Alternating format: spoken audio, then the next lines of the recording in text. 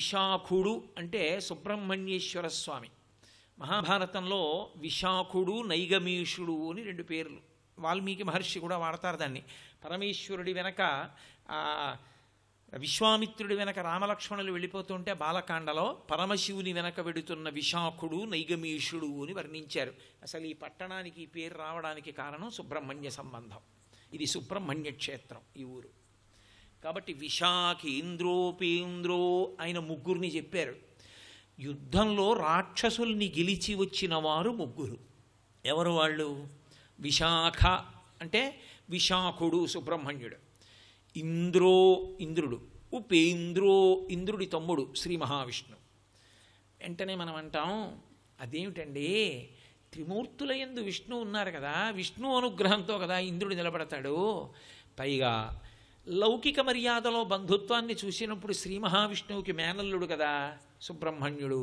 నారాయణ నారాయణి, నారాయణ పుంశబ్దం పురుషుడు, నారాయణి ఆడది, హంస హంసిని భార్యాభర్తలు, భైరవ భైరవి భార్యాభర్తలు, రుద్ర రుద్రాణి భార్యాభర్తలు, శంభు శాంభవి భార్యాభర్తలు, శివ శివాని భార్యాభర్తలు, నారాయణ నారాయణి అన్నా చెల్లెళ్ళు. వాళ్ళు భార్యాభర్తలు కారు. నారాయణ అంటే శ్రీ మహావిష్ణువు, నారాయణి అమ్మవారు పార్వతీదేవి. అందుకే ఇద్దరూ నల్లగా ఉంటారు. నారాయణ నలుపు, నారాయణి నలుపు. వాళ్ళిద్దరు అన్నా చెల్లెళ్ళు.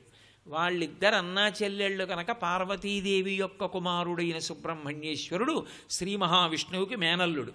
అందుకే ఇక్కడ మనకి లేదు కానీ ఆ సంప్రదాయం ద్రవిడ దేశంలో సుబ్రహ్మణ్యారాధన చాలా ఎక్కువ. ద్రవిడ దేశంలో ఇప్పటికీ ఓ మాట అంటారు, మురుగన్ మరుమగన్ అంటుంటారు వాళ్ళు. మురుగన్ అంటే సుబ్రహ్మణ్యుడు, మరుమగన్ అంటే మేనల్లుడు. అందమైన మేనల్లుడు నా అల్లుడు అంటట విష్ణువు. మేనల్లుడినే కదా మరి చేసుకున్నాడు. వల్లి ఆయన కుమార్తెగానే చెప్తారు ఆ పురాణంలో. కాబట్టి మేనల్లుడు కనుక విష్ణువుకి మేనల్లుడు కనుక విష్ణువు మేనమామ. శ్రీకాంతో మాతులో యస్య అని విఘ్నేశ్వరుడు గురించి చెప్తారు. మాతులో యస్య విష్ణువు మేనమామ ఆయనకి, విఘ్నేశ్వరుడికి. ఎందుకు? పార్వతీదేవి కొడుకు కాబట్టి.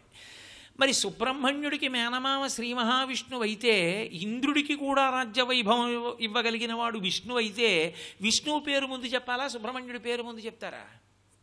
మరి శంకరాచార్యుల వారు అంతటి మహాజ్ఞాని కదా, మహాపురుషులు కదా, వారు తప్పు రాస్తారా? లేకపోతే వారికి ఏమైనా యతి ప్రాస కోసం అక్షరాలు వెతుక్కోవలసినటువంటి అవసరం వారికి ఉందా? మరి ఎందుకు అలా ఇచ్చినట్టు? అంటే వారు ధర్మం ఎప్పుడూ కూడా దేశము, కాలము, వర్ణము, ఆశ్రమము ఈ నాలుగిటి మీద ఆధారపడుతుంది. ఆ సమయంలో మీరు ఏది చెప్తున్నారో దాన్ని బట్టి పెద్దరికం. ఇదే సభలో పెద్ద పెద్ద డాక్టర్లు ఉండొచ్చు, ఇదే సభలో చాలా పెద్ద పెద్ద అధికారులు ఉండొచ్చు. ఒక్కొక్కసారి నేను ఉపన్యాసం చెప్తున్నప్పుడు నేను పనిచేసేటటువంటి ఆఫీసులోనే చాలా ఉన్నత స్థాయిలో ఉన్న అధికారులు వస్తుంటారు వినడానికి. అయితే నేను వాళ్ళని చూస్తే గౌరవిస్తాను.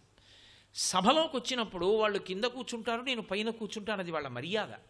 కోటేశ్వరారు మా దగ్గర పనిచేస్తున్నారండి అందుకని చెప్పి మేము ఆయన కన్నా పెద్ద కుర్చీ వేదిక మీద ఏంటని వాళ్ళు అడగరు. వాళ్ళు కింద కూర్చుంటారు, నేను పైన కూర్చుంటాను. సభయందు నాది పెద్దరికం, కార్యాలయమునందు వారిది పెద్దరికం. మారిందా లేదా ధర్మం? అలాగే సందర్భాన్ని బట్టి ధర్మం ఉంటుంది. ఉన్నప్పుడు ఇక్కడ సందర్భం ఏమిటి? రణీజిత్యా దైత్యా. అందుకని శంకరాచార్యుల వారి శ్లోక ప్రారంభం అలా ఉంటుంది. వాళ్ళు యుద్ధం గెలిచి వచ్చారు. యుద్ధానికి వెళ్ళినప్పుడు యుద్ధానికంతటికీ కూడా గొప్పవాడెవరు? సైన్యాధిపతి, commander in chief of the armed forces. ఆయన గొప్పవాడు. ఎవరు? దేవసేనంతటిని నడిపించేవాడెవరు? సుబ్రహ్మణ్యుడు, సేనాధిపతి ఆయన. అందుకని ఎవరు యుద్ధం చేసి గెలిచినా అభినందనలు ఎవరికి ఇస్తారు? ఎవరు ఆ సైన్యాన్నంతటినీ నడిపించాడో ఆయనకే కదూ అభినందనలు ఇస్తారు. అంతేకాని అందరినీ పిలిచి చెప్పరు. ముందు సైన్యాధిపతికి చెప్తారు, మహానుభావుడు గెలిపించాడంటారు. సైనికులు కూడా ఎందరో ఉండొచ్చు, కానీ ఒక టీం గెలిచిందనుకోండి, టీం కెప్టెన్కి కదూ కప్పు చేతిలో పెడతారు. అలా అది యుద్ధమైనప్పుడు యుద్ధం చేసినటువంటి దేవసేనలన్నింటినీ నడిపించిన వాడెవరో ఆయనని మొదట చెప్పాలి. దేవసేనాధిపతి సుబ్రహ్మణ్యుడు. అందుకని విశాఖ అది మొదటి మాట. విశాఖేంద్రో ఇంద్రుడు. ఇంద్రుడి పేరు రెండో స్థానంలో ఇచ్చారు. ఎందుకని ఆయన దేవలోకములకు అధిపతి. దేవలోకాల మీదకి కదూ దండయాత్రకు ఎడుతుంటారు రాక్షసులు. అందుకని దేవలోకములకు అధిపతి ఇంద్రుడు. ఉపేంద్రో అన్న మాటకు అర్థం ఏమిటంటే ఇంద్రుడి తర్వాత పుట్టినవాడు అని. అన్నగారిది పెద్ద స్థానమా, తమ్ముడిది పెద్ద స్థానమా? ఓ ఇంట్లో అన్న తమ్ముడు ఉంటున్నారు అనుకోండి, ఇద్దరు 2 శుభలేఖలు ఇవ్వక్కర్లేదు, అన్నయ్యకే శుభలేఖ ఇస్తారు. అన్నయ్యకి శుభలేఖ ఇస్తే చాలు, ఇంట్లో అందరికీ ఇచ్చేసినట్టే. ఇంద్రుడు అన్న, విష్ణువు ఇంద్రుడికి తమ్ముడు. అందుకని ఇంద్రుడి తర్వాతి స్థానం ఎప్పుడు ఒక్క అవతారంలోనే, అన్ని వేళలా అని మీరు అనుకోకూడదు. ఉపేంద్రో వామనమూర్తిగా. కాబట్టి వామనమూర్తిగా వచ్చినప్పుడు ఇంద్రుడికి తమ్ముడిగా వచ్చాడు. అదితి కడుపున కోరి కోరి కోరి కోరి తానే అడిగాడు నేను పుడతానని. ఎప్పుడు? శ్రవణ ద్వాదశి నాడే పుట్టాడు. నీ కోడండ్రును నీ కుమారవరులు నీనాథుడు నీవును సంశ్లోకింపన్ సతులుం పతుల్ సమ్మోదింప రాత్రించరులు శోకింపన్ భవదీయ గర్భమున తేజోమూర్తి జన్మించదన్ నాకున్ వెడుక పుట్టు నీ సుతుడనై నర్తించి వర్తింపగాన్. అమ్మా అదితి, నీ కడుపున పుడతానమ్మా అని అడిగాడు. అంతకన్నా అదృష్టమా పుట్టవయా అంది విష్ణువుని. ఇంద్రుడికి రాజ్యం పోయినప్పుడు వామనమూర్తిగా వచ్చి రాజ్యం ఇచ్చాడు కాబట్టి ఆ ప్రేమ చూపించడానికి, ఆయన ఉపకార బుద్ధిని చూపించడానికి ఉపేంద్రో శబ్దం వేశారు. వేసినప్పుడు ఇంద్రుడి తరువాతి స్థానం ఉపేంద్రుడిది కనుక 3వ స్థానంలో విష్ణువుని పెట్టారు వామనమూర్తిగా. అందుకని ఇప్పుడు వీళ్ళు ముగ్గురు ఏం చేశారు? వీళ్ళు ముగ్గురు బాగా గుర్తుపెట్టుకోవాలి. విశాఖేంద్రోపేంద్రో సుబ్రహ్మణ్యుడు, ఇంద్రుడు, శ్రీ మహావిష్ణువు, ఈ ముగ్గురు కలిసి యుద్ధాన్ని గెలిచారు. అంటే దేవసేనలను నడిపించారు వీళ్ళు ముగ్గురు. వీళ్ళు ముగ్గురు దేవసేనల్ని నడిపిస్తే వాళ్ళు ముగ్గురు కదా గెలిచింది. ఇప్పుడు ఆ ముగ్గురు గెలిస్తే వాళ్ళకి పతకాలు ఇవ్వడమో, వాళ్ళు గౌరవం ఇవ్వడమో చేసేవాడు ఎవరో ఉండాలి. లేదా వాళ్ళు కృతజ్ఞత చెప్పడానికి వస్తే మరి ఇంటి యజమాని పరమశివుడు కదా, పరమశివుడి దగ్గరికి కదా వెళ్ళాలి. వెళ్ళి శివ మీ అనుగ్రహం గెలిచాం అనాలి కదా. మరి శివుడి దగ్గరికి వెళ్ళలేదు, వాళ్ళు అమ్మవారి దగ్గరికి వెడుతున్నారు పరిగెత్తుకుంటూ. రణీ జిత్వా దైత్యా, వాళ్ళు యుద్ధంలో గెలిచి అమ్మవారి దగ్గరికి ఎందుకు పరిగెడుతున్నారు అని మనకు అనుమానం ఉంటుందేమో. అది శంకర భగవత్పాదుల యొక్క రచన వైశిష్ట్యం అంటే అలా ఉంటుంది. ఇప్పుడు ఎవడు ఏ పని చేశాడో ఆ పని దేని వలన చేశాడో గుర్తుపెట్టుకుని సంతోషిస్తాడు కాదు. నాకు ఉద్యోగంలో ప్రమోషన్ వచ్చిందనుకోండి, నాకు ఉద్యోగం ఇచ్చిన ఆయన గుర్తొస్తాడు నాకు. అరే మహానుభావుడు ఒకప్పుడు నాకు ఉద్యోగం ఇచ్చాడు ఆయన, ఇవాళ ప్రమోషన్ వచ్చి స్థాయి పొందాను అని ఓ నమస్కారం పెట్టుకుంటాను ఆయనకి కాదు. ఎప్పటి ధర్మం అప్పుడు, ఎప్పటి స్ఫురణ అప్పుడు, దేనికి సంబంధించిన ఆలోచన దానికి ఉంటుంది. మరి వాళ్ళు ముగ్గురు పరదేవత దగ్గరికి ఎందుకు పరిగెత్తుకొచ్చారు అంటే సుబ్రహ్మణ్యుడు దేవతా సైన్యాల్ని గెలవడానికి కారణం ఆయన చేతిలో ఉన్న శూలం. ఆయన చేతిలో ఉన్న శూలం ఏదో కాదు, అమ్మవారే. అందుకే వేల్పిళ్ళాయి అంటుంటారు ద్రవిడ దేశంలో. వేళ్ళని ప్రత్యేకంగా శూలాన్ని పెట్టి పూజ చేస్తారు, ఆయుధాన్ని. ఆ శూలం పరదేవతయే, అమ్మవారే శూలంగా మారి సుబ్రహ్మణ్యుడి చేతిలోకి వెళ్ళింది. ఈ శూలం మా అమ్మ శక్తి స్వరూపిణి నా చేతిలో ఉన్న కారణం చేత రాక్షస సైన్యాన్ని చంపా, ఈ శక్తి అంతా మా అమ్మది, అందుకని మా అమ్మకి చెప్పాలి కృతజ్ఞత. అందుకు పరిగెడుతున్నాడు అమ్మ దగ్గరికి. అందుకు వెళ్ళలేదు నాన్నగారి దగ్గరికి. నాన్నగారు ఇలా కూర్చుని రమిస్తుంటాడు, జ్ఞానమూర్తి ఆయన. అందుకే జ్ఞానదాత మహేశ్వర.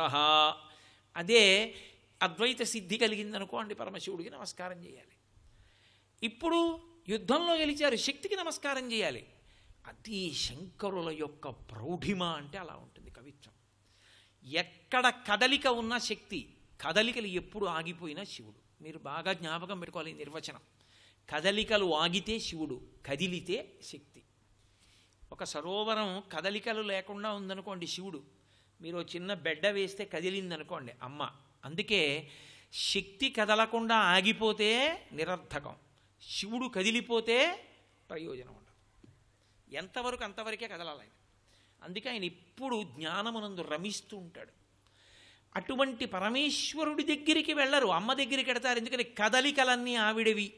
ఆవిడ ఆ సమయానికి ఆస్ఫురణనిచ్చి అలా ఆయుధాన్ని కదిపి శత్రువుని చంపేటట్టు చేసిన తల్లి పరదేవత. అందుకని సుబ్రహ్మణ్యుడికి అమ్మ గుర్తొచ్చింది, పరిగెత్తాడు. ఇంద్రుడికి ఎందుకు గుర్తొచ్చింది? మరి ఇంద్రుడు ఎందుకు వచ్చాడు వెనకాతలా అంటే కఠోపనిషత్తు మీరు చదివి ఉంటే ఒక విషయం మీకు అర్థమవుతుంది. కఠోపనిషత్తులో ఇంద్రుడు రాక్షస సంహారం చేశాడు దేవతల్ని తీసుకొని. చేసి వచ్చి ఒక చోట కూర్చుని విజయోత్సవం చేసుకుంటున్నాడు, మనమే గెలిచాం. పరదేవత ఒక పెద్ద భూతస్వరూపాన్ని పొంది ఓ గడ్డి పరక తెచ్చి వాళ్ళ మధ్యలో పడేసి పెద్ద అరుపు ఒకటి అరిచింది. ఆ గడ్డి పరకని కదపండ్రా అంది.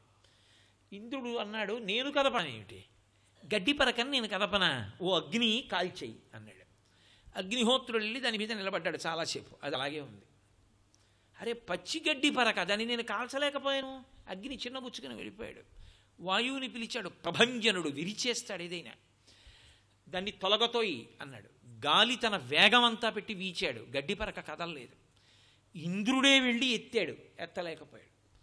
అప్పుడు ఆయనకు అనుమానం వచ్చింది, ఎదురుగుండా కనపడుతున్న భూతం పరదేవత, ఆ తల్లి శక్తి స్వరూపిణి, ఆవిడ అనుగ్రహిస్తే మనం గెలిచాం. మనం ఏదైనా గెలిచినప్పుడు ముందు ఆ గెలుపునకు కారణమైన కదలికలనిచ్చినటువంటి తల్లికి నమస్కరించకుండా మాది అంటే కృతజ్ఞత. కాబట్టి ఆ తల్లికి నమస్కరిస్తానని నమస్కరించాడు. నమస్కరిస్తే ఆ తల్లి బ్రహ్మ విద్య నేర్పింది. ఆ బ్రహ్మ విద్య నేర్పినటువంటి క్షేత్రమే, కఠోపనిషత్తు జరిగినటువంటి క్షేత్రమే శ్రీకాళహస్తి. కాబట్టి ఇంద్రుడు ఎప్పుడెప్పుడు గెలిచినా అప్పటప్పటి నుంచి అమ్మవారిని జ్ఞాపకం తెచ్చుకుంటాడు. అందుకుని ఇంద్రుడు పరిగెత్తుకొచ్చాడు.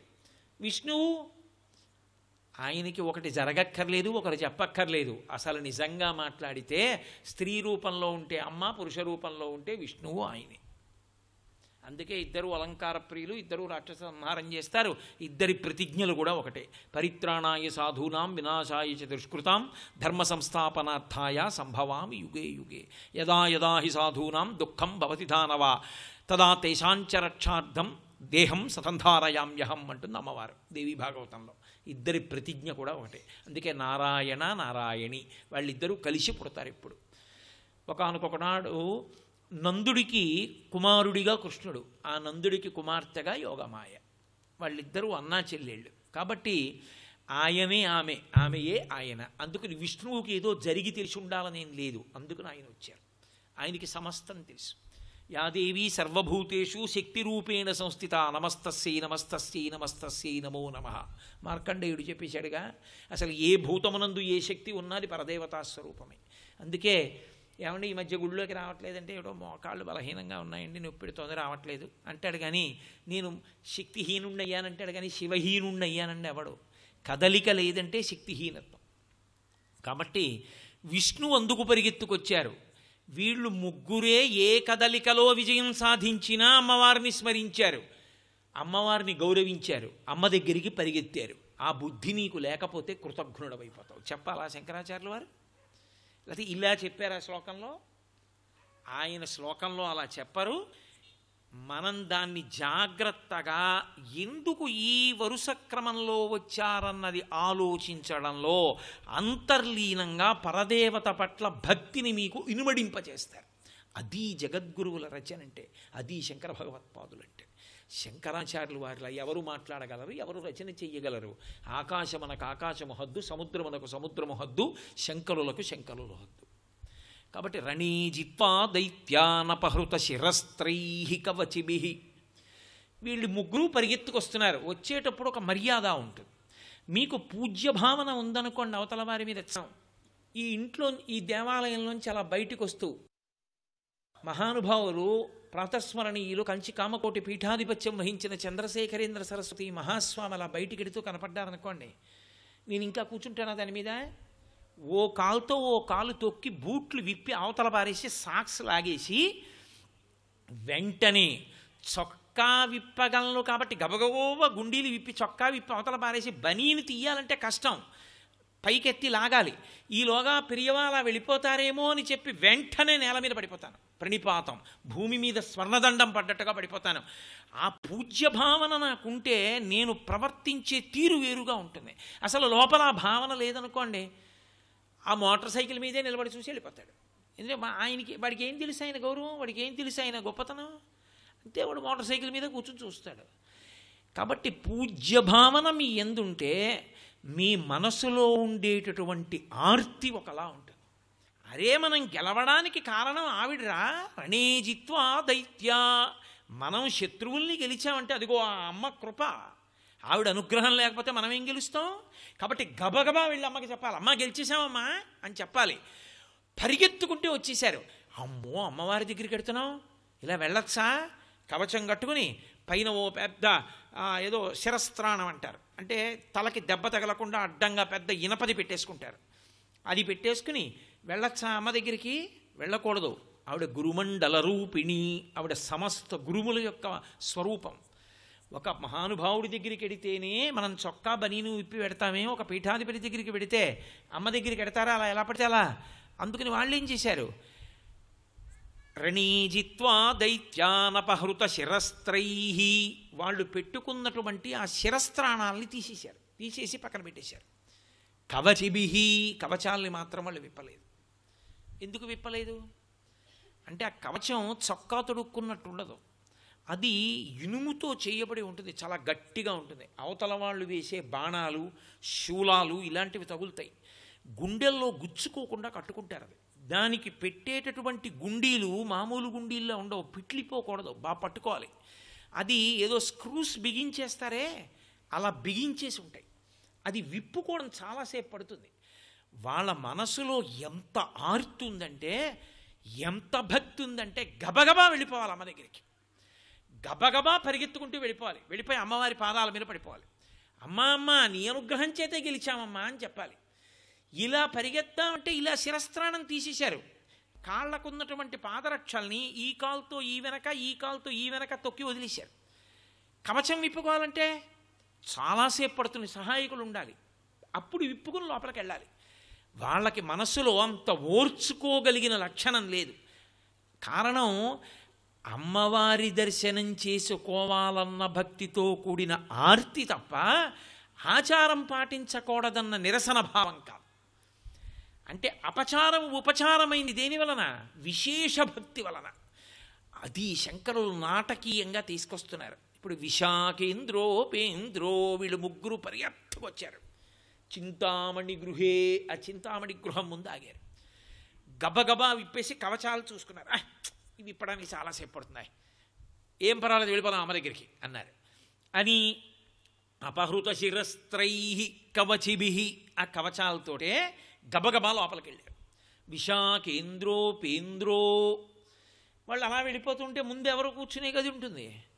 మొట్టమొదట అమ్మ కూర్చునే గది కాదు, నాన్నగారు కూర్చునే గది ఉంటుంది. ఎందుకని? ఆవిడ శ్రీమాత, శ్రీ మహారాజ్ఞి, శ్రీమత్సింహాసనేశ్వరి కదా. ఆవిడ శ్రీ మహారాజ్ఞి అయినప్పుడు హాల్లో ఆవిడ కూర్చుని ఆవిడ్ని కలవడానికి వచ్చేవాళ్ళని కూర్చోబెట్టుకుని కూర్చోకూడదేంటి? ఆవిడ ఎంత గొప్పదైనా తాను పెద్దరికం వహించదు. ఎందుకు వహించదో తెలుసా?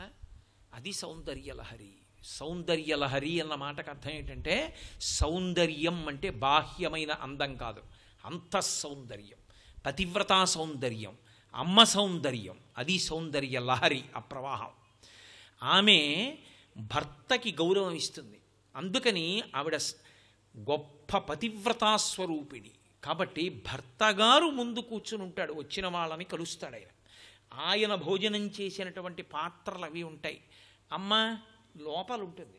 చేతకాక కాదు, చేతనై కూడా ఆమె పతివ్రత. అందుకే శంకరాచార్యులు వారు సౌందర్యలహరి చేస్తూ అసలు అమ్మ సౌందర్యం ఏమిటో చెప్పారు చోట. చెప్తూ ఆయన అన్నారు, మహామాయా విశ్వం భ్రమయసి పరబ్రహ్మ మహిషి అన్నారు. ఆమె ఈ లోకములనన్నిటినీ కూడా మాయ యందు తిప్పుతుంది. ఆమెయే అనుగ్రహించి ఈశ్వరుల్లో కలుపుతుంది. ఆమెయే పునర్జన్మకి కారణమవుతుంది. కానీ ఆమె ఏమంటుందంటే, పరబ్రహ్మ మహిషి, నేను సదాశివుడి ఇల్లాలంటుంది. నా అంత నేను ఆవిడ అనదు. అది సౌందర్యలహరి, ఆ పాతివ్రత్యం సౌందర్యం. కాబట్టి ఆవిడ ముందు భోజనం చేసిందా, ఆయన ముందు భోజనం చేశాడా? శంకరాచార్యులు వారు తీర్పులేం చెప్పరు, అందంగా ఒక నాటకం చూపించారు. నివృత్యై చండాంశ త్రిపురహర నిర్మాల్య విముఖై. వాళ్ళు అలా వెళ్ళిపోతుంటే పరమశివుడు భోజనం చెయ్యగా మిగిలిన పదార్థములతో కూడిన విస్తరి కనపడింది. కనపడితే శివప్రసాదం దొరకమంటే దొరుకుతుందా? శివనిర్మాల్యం, శివోచ్ఛిష్టం. తండ్రి మీద అంత గౌరవం, అమ్మాయే అంత పతివ్రత, తన భర్తని గౌరవిస్తే వీళ్ళు గౌరవించద్దు? వీళ్ళుట ఇలా చూశారట విస్తరి వంక. అంత యుద్ధం చేసి వచ్చిన వాళ్ళకి ఆకలి ఇట్లా. నాన్నగారు విస్తట్లో బూరు వదిలేశారు, గారు వదిలేశారు. నాన్నగారు ఆ పక్కన కాస్త పాయసం వదిలేశారు. ముగ్గురు పుచ్చుకోవచ్చుగా. అమ్మ మీద గౌరవం ఉంటే నాన్నగారిని పట్టించుకోకపోవడం అసహ్యంగా అమ్మ దగ్గరికి రాణిస్తుంది అలాంటివన్నీ. మరి ఎందుకు పుచ్చుకోలేదు? శంకరులు కారణం చెప్తున్నారు. నివృత్యై చండాంశస్త్రిపురహర నిర్మాల్య విముఖై. వాళ్ళు తల తిప్పేశారు ఇలా. ఎందుకు తల తిప్పేశారంటే అది చండాంశ, చండుడికి చెందాలన్నారు. ఎవరు చండు? శంకరులు చెప్పకుండా చెప్తారు. పరమశివ కుటుంబమునందు 4వ వాడు. మర్యాద మన వైపు క్షీణించిపోయింది. ద్రవిడ దేశంలో చూడాలి, శివాలయంలో పల్లకి బయటికి వెడితే పార్వతీ పరమేశ్వరులు పెడతారు, వెనక వినాయక సుబ్రహ్మణ్యులు పెడతారు. 5వ వాడిగా కుటుంబ సభ్యుడిగా వెళ్ళేటటువంటి వాడు చండీశ్వరుడు పెడతాడు. సర్వం శ్రీ ఉమామహేశ్వర పరబ్రహ్మార్పణమస్తు. స్వస్తి.